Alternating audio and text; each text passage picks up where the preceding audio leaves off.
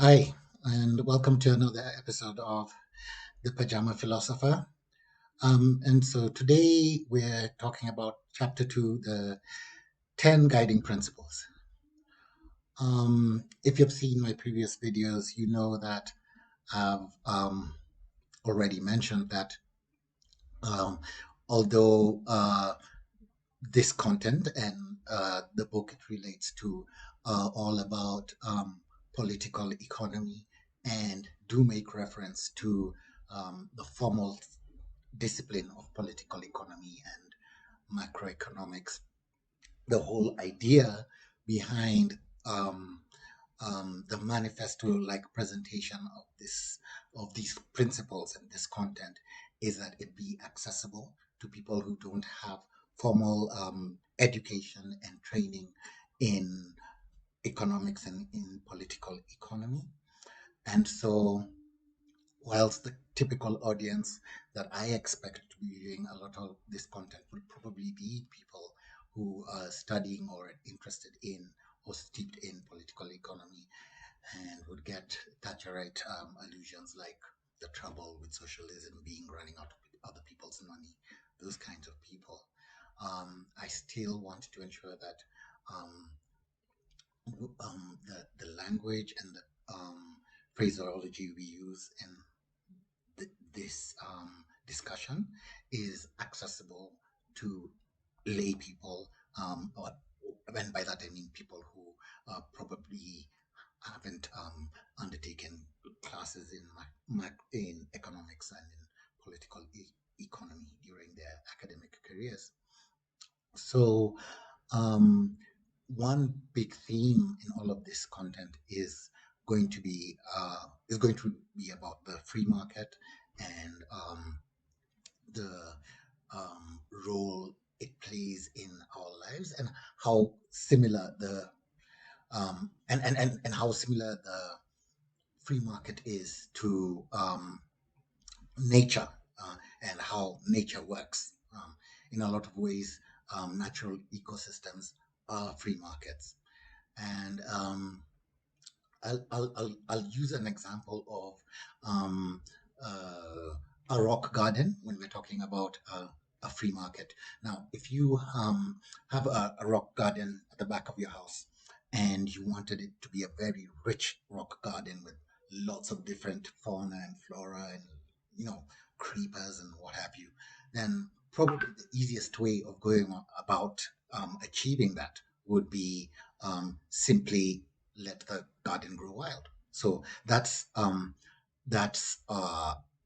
analogous to a free market where there's absolutely no control. So no state, completely libertarian society, everybody run wild, and just like if you left your rock garden to do that, you'd probably get lots of beautiful flowers and weeds and creepers and whatever. You'd also likely get a lot of undesirable things like undesirable pests and insects, etc.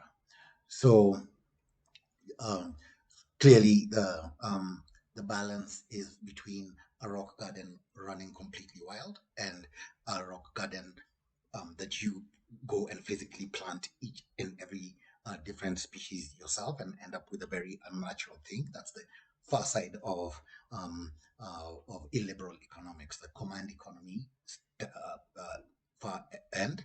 And then you probably want to, if you want to have a very rich garden that looks natural but still doesn't have all the creepy crawlies and all the undesirable elements, you'd probably want to do some level of management and trimming and pruning and to make it look pretty but still very organic, natural, and rich.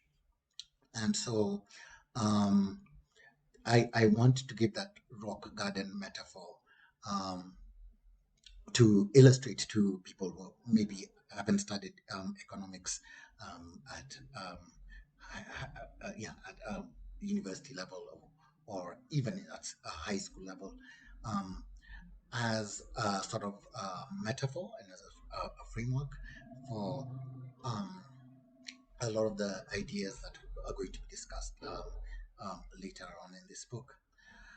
So jumping to the issue of the 10 guiding principles or the 10 pillars, I'll probably have to break this video into two chapters because there's quite a lot to cover in the in this chapter.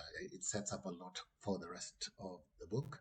So the 10 principles we're going to discuss are recall democracy, minimal government, minimal taxation. I can see some people tearing their hair out, but we'll talk about progressive taxation and why minimal taxation and progressive taxation are not mutually exclusive things. Maximum liberalization, maximum privatization, free trade, judicial independence, central bank independence, property rights, and basic welfare.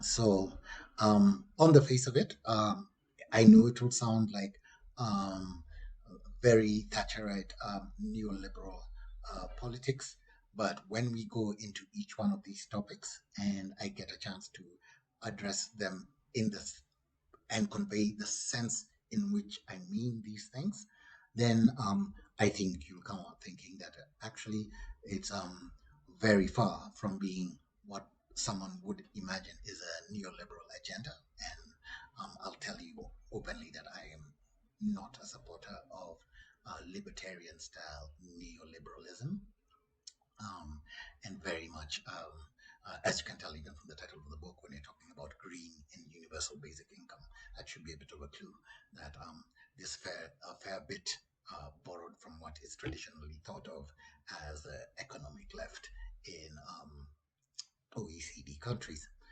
So yeah, like I said, I probably have to chop this chapter into more than one video, maybe two, maybe three. We'll see. But I think that's a good introduction to the rest of the videos that are to come on the 10 principles.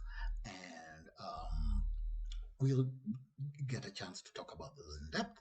And yeah, hopefully see you in the next video. Thank you.